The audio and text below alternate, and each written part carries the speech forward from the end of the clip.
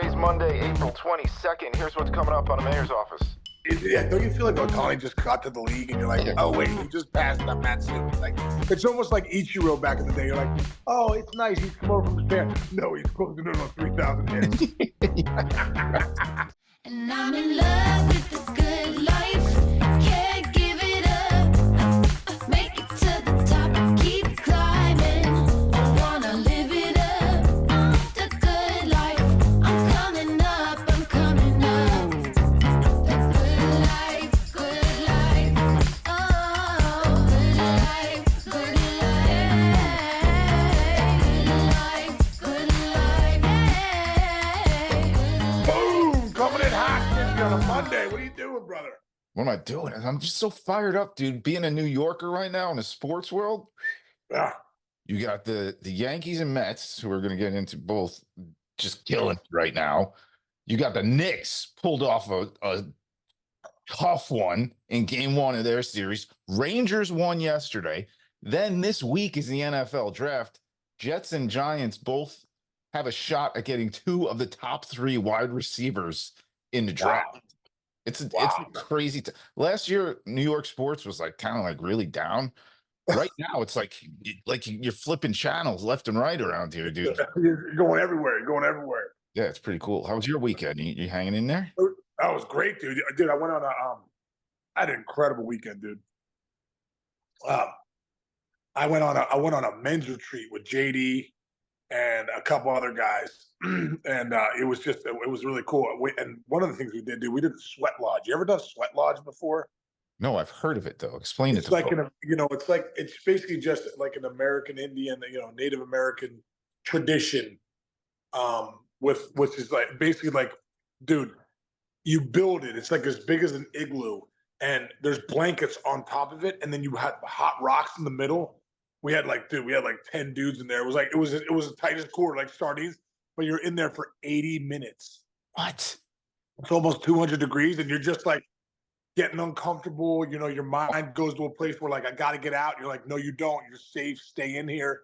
Stay in. And then it was incredible. It was an incredible weekend, incredible experience, incredible weekend. Great dudes. I was down in Florida and came home last night. Had a great dinner with my daughters. Nice. And here I am with you, brother, on a Monday. There you go. Ready to rock. Let's rock.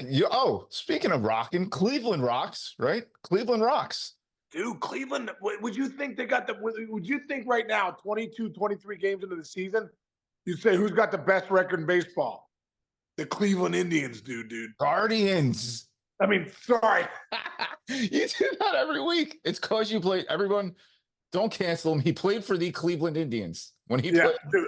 I literally Cleveland. came up with drafted by the Cleveland Indians, came up with the Cleveland Indians. Yes. It's so hard. I don't know why it's so hard for me. The Cleveland Guardians. Everybody does it. Everybody does it.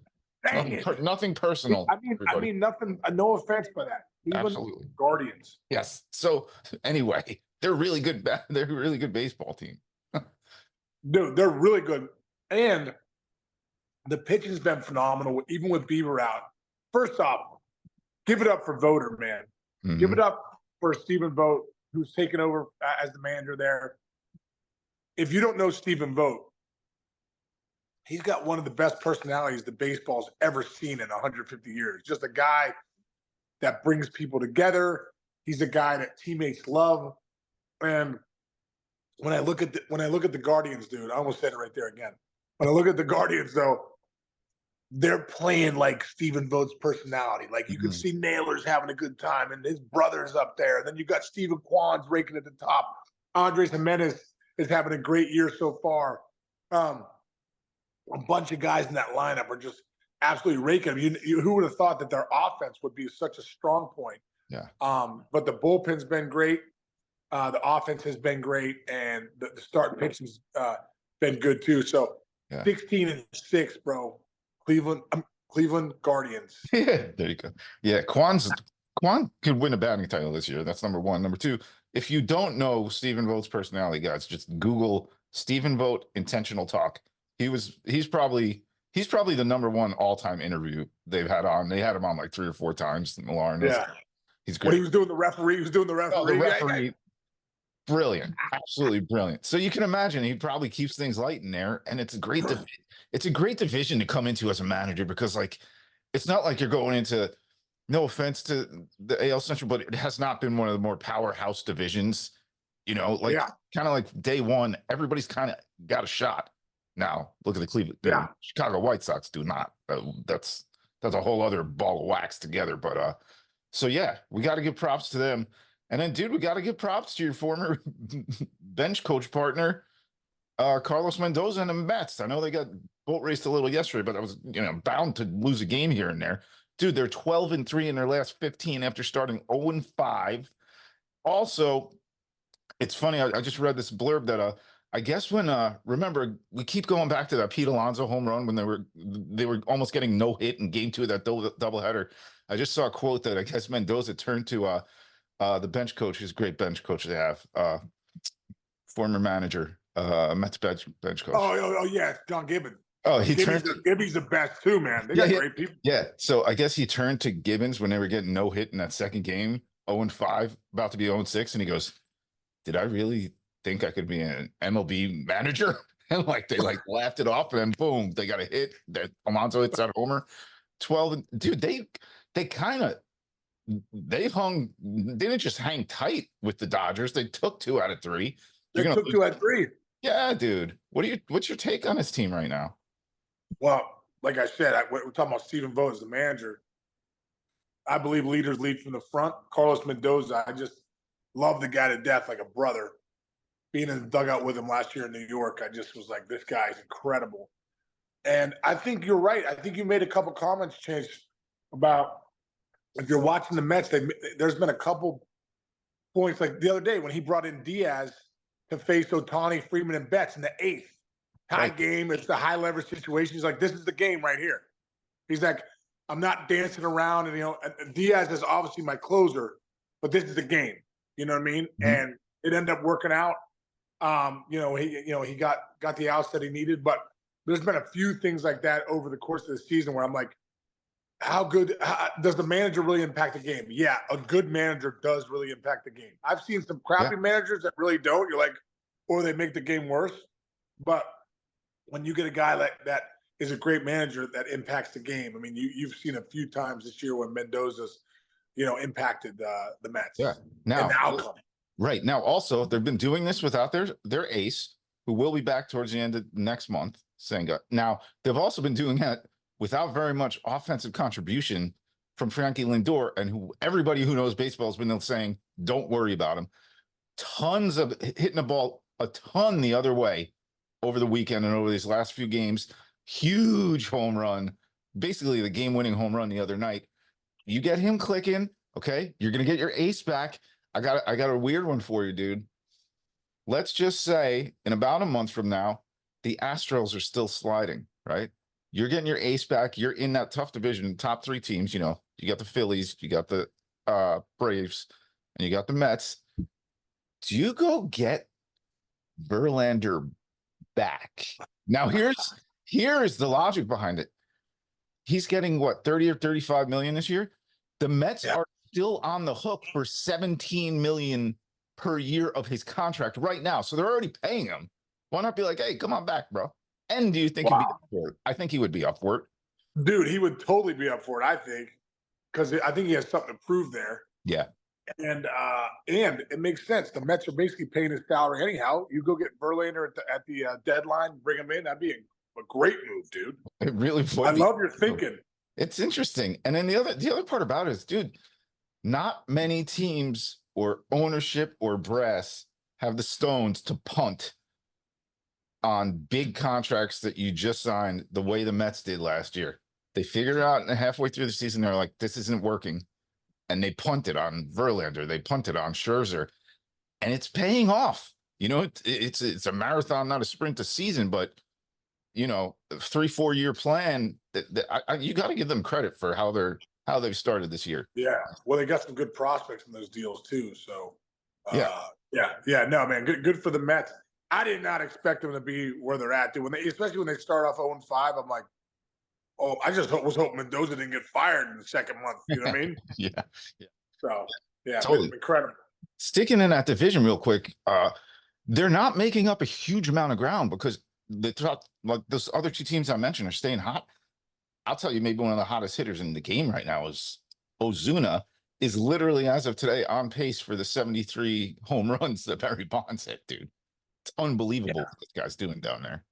Well, dude, it just shows how deep they are because right now Acuna is not, not off to a great start. Obviously, he's going to get super hot soon, Mhm. but that's how deep teams work. With Ozuna going off, he's kind of picking up the slack. Guys always had big time pops. I think he hit almost 40 home runs last year, right? He hit 30 something home runs Sure. last year. Big juice, and he's for him stepping up right now, and the Braves playing the way they're playing, and Acuna not really being where he should be. That's just awesome. And then what's crazy? We're sitting here going, he's on pace to hit 73 homers. Mhm. So he's got 9 bombs in the first 20 some games. Yeah. That just goes to show you how incredible Barry Bonds was and how Yeah. hitting 73 home runs means you have to keep this pace up for 6 months. Right. And not only do you have to keep this pace up for 6 months, but you're going to get more at bats because you don't pitch to. Nobody pitched to Barry Bonds. You get one. Right. Dude, he one walked like game. 200 times. Yeah. There was one year where he had more walks than teams or something, like unbelievable. Barry Bonds' stats in that 4 or 5 year stretches, there's nothing in Dude, comparison. I told you that story, 2004, when he was walking a ton. I think that's when he hit 73, right? Was that 2004? Pull it up right now. Almost positive it was 2004. He walked 200 some times. Again, Like it was. I think did he win the batting title too? He was in like 370, I think. yeah. Is that when you were battling for him? That's what I was battling. Yeah, that's when I was battling. I told you when I 232 walks.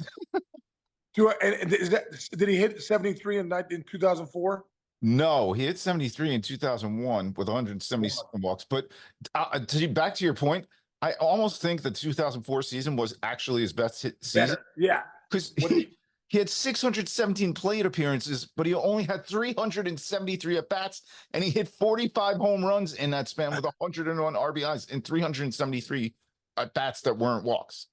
Dude, no one would. I remember would do four, walk him, and I told you that was the year I was like, I got a shot to win the batting title, and all of a sudden this whole thing with Bonds, like no one pitched to him. I'm like, I can't catch him. I can't catch the guy. No. If he would go 2 for 4, that would probably raise his batting average like 7 points in that stretch. Yeah, incredible. Unbelievable. All right, let's stay hot. Stay hot hitters, hot guys. Hot town, Cincinnati, Ohio, bro. Your boy, former squad, and their shortstop's dealing, dude. Dude, they're playing great baseball, but Elly De La Cruz is coming into his own. You know what I mean? Man, last year it was like, well, he kind of was inconsistent and all that. And, listen, when you first get to the big leagues, it's an adjustment. It's an adjustment. The whole thing's an adjustment. Being up there, the third deck, the travel, all that. It's all an adjustment. The people, the guys, the expectations, all that stuff. So to see De La Cruz doing what he's doing, man, he's hitting for power. Mhm. He's stealing bases. He's doing all this, playing good defense. But he's an exciting player, man. He's hitting over 300. And, if he continues to do this, dude, I mean, this is Ronald Acuna. Maybe at another level. This could be, like we talked about, who are the guys that could go 40, 70? He's one of them.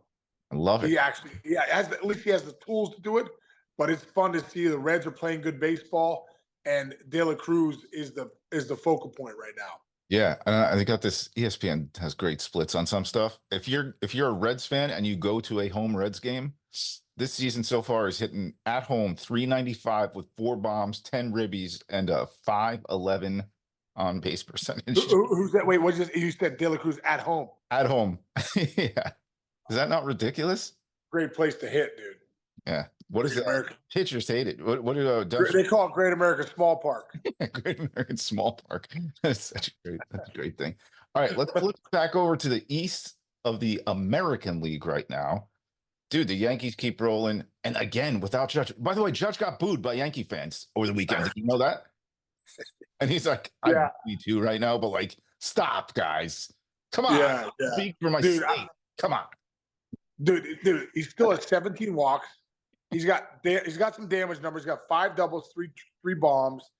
He's driven in some runs. Had a big hit the other day against the Blue Jays. I watched this last year when Judgy first came off the DL. When I was first there, he struggled a little bit, and then he went into a land. I was like, oh, that's the best player in baseball. Like that's where he's gonna go. I was on last night on WPIX, and they were asking me about that, about Judgy, and I said, am I worried? No. Other teams should be really worried because he hasn't gotten going.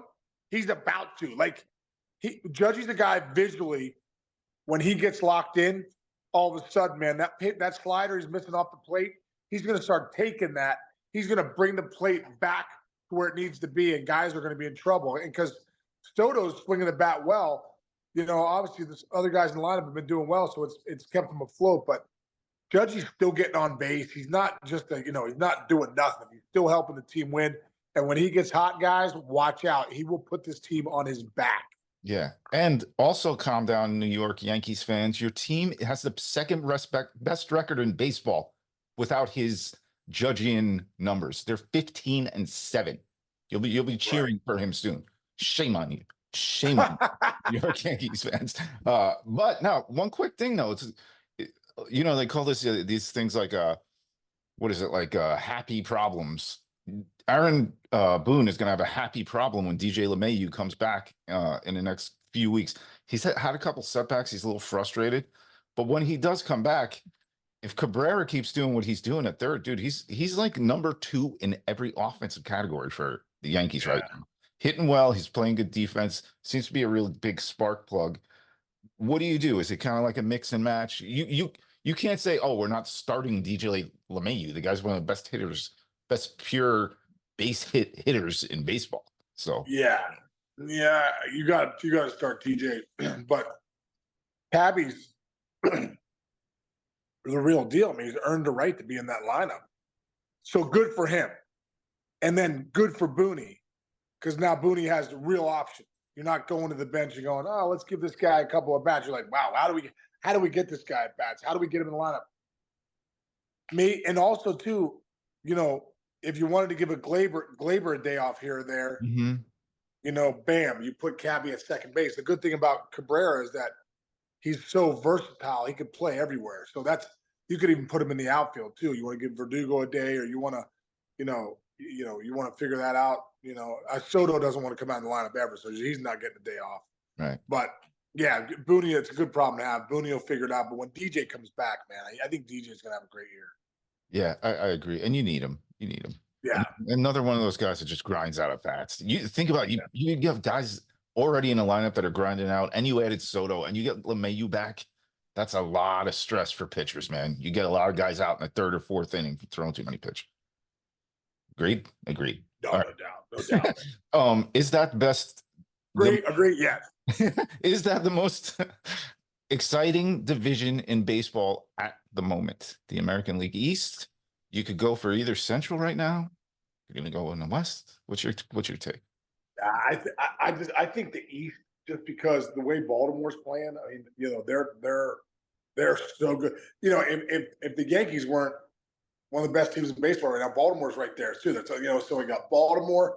Blue Jays are playing well. The Red Sox are playing really well. Just swept the Buccos, and when you got the Tampa Bay Rays are 12-11, I believe, one game over 500, and they're not even playing that great. You look at that division and go, wow, here we are again, like AL East. It's incredible. It really is. Every team separated by no more than 3.5 games in that division. That's pretty legit. And hey, one more. We got to give a high five to our boy Shohei Ohtani, dude. Passes Godzilla. When you pass somebody nicknamed Godzilla on any list, you're having a good career. He passes Hideki Matsui, Yankee great, for the most home runs by a Japanese import baseball player of all time. So, and he's just getting started. Like, he's just getting started. Yeah, don't you feel like Ohtani just got to the league and you're like, oh, wait, he just passed up Matsui? Like, it's almost like Ichiro back in the day. You're like, oh, it's nice. He's come over from Japan. No, he's closing in on 3,000 hits. These guys are like rookie of the year MVPs. They're not like Yeah, it's incredible. Yeah, so man, Ohtani, thank you, Japan, for developing a guy like this that we could come over and really appreciate his talents. I mean, it's been Yeah. pretty awesome to watch. And like you said, you feel like now with the Dodgers just signing that 10-year, $700 million deal, he's just getting started. So Yeah. we're gonna see many more home runs, man. Yeah, good for him, man. And it's only getting better. And he's not even pitching this year, and he's still like arguably top 1, 2, or 3 most exciting Yeah. in baseball. Amazing. And Amazing. like a couple of the other ones are on his own team. It's crazy Dude, watching. look at his numbers and bets at the top of that lineup. There's like 356, 358. One's got both over 1,000 OPS. Freddie Freeman's now raking too. It's incredible. Yeah, you don't even like to look at Betts and Ohtani stats. You don't even have to go to the Dodgers team page. Just go MLB stat leaders offense page, and Ohtani and Betts are literally like in every single category in like the top 5. It's crazy. Yeah. It's crazy what they're doing. Amazing. Fun team. Amazing. It's Did you interesting. see my shirt? Cameron and Larkin and Casey and Vaughn and Young and Taubensee and Boone Yeah. and Reese and Graves. That's kick ass. Man, awesome, dude. What year was that? My man that Josh Sneed, comedian. He has a company called Cincy Shirts, and I saw this one. I ordered it. I didn't even get it sent to me free. I ordered it. That's It's awesome. the 99 Reds, dude. Best team ever, I think. That is in my story, best team ever, 99 Reds, baby. greatest Go. team of all time. 99 Reds. The greatest team of all time. Hey, and one other thing, I want to give a shout out to my pops. I came home yesterday from this great retreat this weekend. It was awesome. Came home, had a great walk with my dad. 2 double open heart surgeries. He was like, Dad, Sean, I want to take a walk. So I was like, let's go. We went to the trail. We walked for 25 minutes. He did a great job. Like, dude, he couldn't even walk to the bathroom a year ago. Literally, I'm not kidding. The bathroom. 25-minute walk on the trail, strong as ever because of my man John Dennis. Working him out, and JD's the best. And then we sat down for like 2 hours and talked. Man, it was so cool. Like, for all the people out there, like, if you haven't asked your parents or your grandparents the history of them, of who their parents are, how their parents meet. What were your great grandparents like, or grandparents? How far back can you take me? Where does our lineage come from? Like, I asked my dad so many questions last night that I was like, man, I some of these answers I don't know the answer to. Just about his history and all the things that he's done in his life. It was just a cool conversation, man. And I know my dad's watching, so Dad, I just want to tell you I love you so much, and I was so grateful for yesterday. And I've been thinking about it all day today, and I can't wait for our next walk when I get home. I love it. Great. First of all, we love Pops. We love your Pops. 'Cause even though he let you sunburn on that one side of your face at one time. That's right, you forgot. But we've forgiven him for that. Mom, Well, Mom hey, that's what happens when you go on a spring training trip when you're 14 with your dad. If you're with your mom, that never happens. You're with your dad. Whole side of my freaking right side of my body is sunburned. Next day, I'm sitting at the pool on my left side. I'm like, What? my mom's like, what the hell's going on here? I'm like, Dad forgot to give me sunscreen, Mom. I got a quick one, like a super quick follow that. So we took Amaya, our niece, to the Mets game last Saturday. But Justice's dad, so Grandpa Jerry, is he was taking Amaya by himself. She's 4.5 years old. Now, meanwhile, Jerry's been a father to 2 girls with almost 40 years. But like, oh my God, my sister-in-law and my mother-in-law, Kelly, they were grinding him. Did you bring this? Did you bring the extra snacks? There's a jacket in there. It's gonna get cold. It's gonna get down to 42 degrees. Do you have the jacket? Don't forget the jacket. Don't forget the bag. Meanwhile, my wife works at the place. We could always walk back outside and go back. It's not like going to going to foreign territory. He was like, it's like I've never done this before in my life. And I'm like, well, Jerry, we are guys. We're not as good at this stuff. And he's like, yeah, you're right. I probably would have forgotten half of that stuff if she didn't tell me. I know, it's so great. Yeah, I'm always like, that's like with Sarah. Sarah's like Jess, like, on top of everything. And I'm like, she's like, you got everything? I'm like, yeah, I'm good. She's like, what about this, and this? I'm like, I forgot those. Yeah, get those for me, could you? Like, I'm at the point now. The other day I was packing for this trip on the weekend. Bro, she can get an elephant into a carry-on. It's incredible. She'd figure it out. I just the same way. Right? So, dude, I got my carry-ons overflowing. I can't get this shut. She's like, she kind of looks at me, doesn't really say anything, takes my bag, opens it up, unpacks it, packs it back in, and I could literally fit like double. I'm like, how am I able to fit double in the way you're packing? And I'm like, yeah. She's like, Tetris. She's great at Tetris. Fantastic. Yeah. Listen to your wives and mothers, folks. That's the main thing. But also, dads are the best too. So love them. Yes. That's Yeah. the I'm sure Jerry would have taken care of business. You know what I mean? Like Jerry would have done. If they didn't tell him one thing, Jerry would have gone. Amaya probably would have been a little cold at times, but he would have hugged her harder and be like, "We're good." And then he would have told her to suck it up. She got a little tougher in her life. Yeah, there you go. Oh my God! Wait, super quick. Yesterday, we were watching the Mets game was on, and Amaya's such a big Mets fan now because Aunt Jess works there and all this. And she's like, "What are they doing?" And oh, that's a ball. That's a strike. Whatever. Me and my father were like, "Look, he's trying to hit the outside corner as hard as he can. You know, you never want to hit middle. You got to stay in. You got to stay at the top of the zone." Jess and sister are like, "What are you two doing?" I'm like, "No, she learns now. She's gonna hear these words over and over again. She's gonna be first, female 3-hitter for the Mets in 2042." So great, dude. So great. Nice. Great start to the week, man. I missed you, dude. I missed you. Yeah, I missed you too, bro. I missed you too. Hey, man, that playing the Al Leiter one on Friday, that was great, dude. I really enjoyed that. I listened to some of it. The great stuff, man. The Harvey Dorfman stuff, all the So stuff, good, dude. mental game that you guys both took. So The approach good. is great. So powerful, dude. So powerful, man. So, Yeah. well, Trixie, great to see you, brother. Tell Jess I said hi. And everyone out there, thanks for listening. We really appreciate it. Get those numbers. Why am I coughing? Get those numbers up to 4,000 subscribers. Oh, Yankee signed Sean Casey jersey. Obviously, the popularity of that is not really hitting on right now.